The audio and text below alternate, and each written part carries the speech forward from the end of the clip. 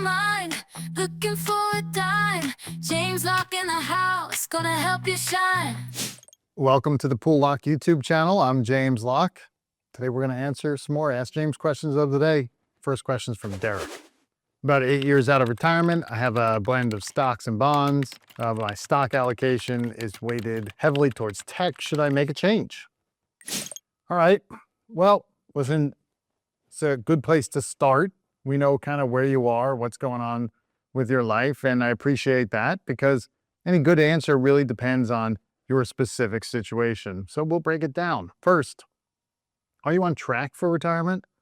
Can you earn 5% a year for the next 8 years? And if you can do that, are you going to be in great shape? Now that changes the conversation significantly compared to someone who still needs to play catch up.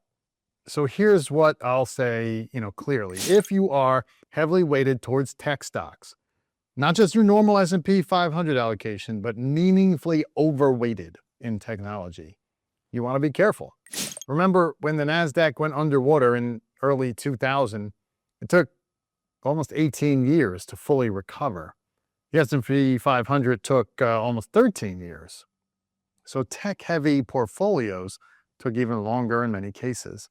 So if you're 8 years out of retirement and you're relying on tech to get you there, you're rolling the dice. Now, if you're on track and a 4 to 6% annual return for the next 8 years does the job, I'd say absolutely start dialing back the tech concentration. But what if you're behind? What if you still need meaningful capital appreciation to reach your goal?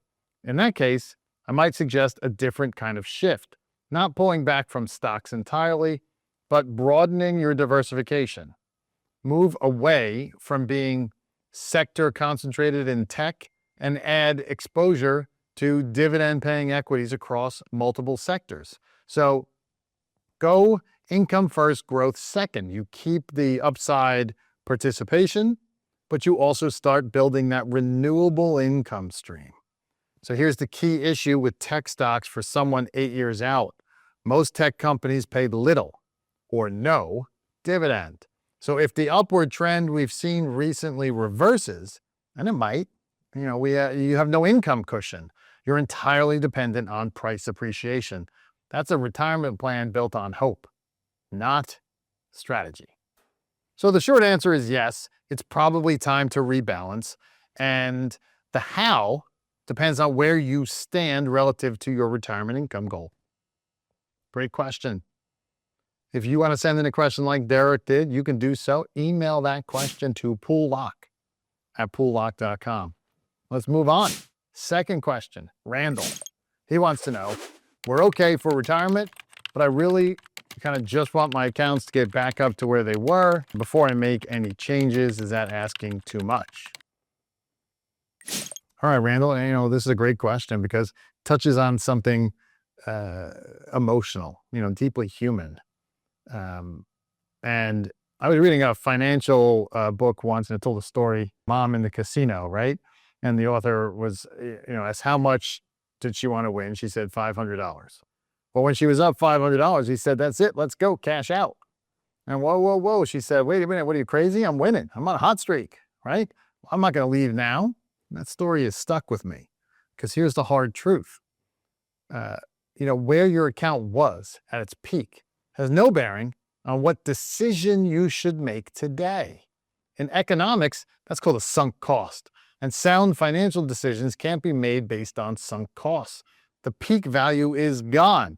Wanting to get back there before acting is a form of market timing, and it's one of the most emotionally driven mistakes investors make.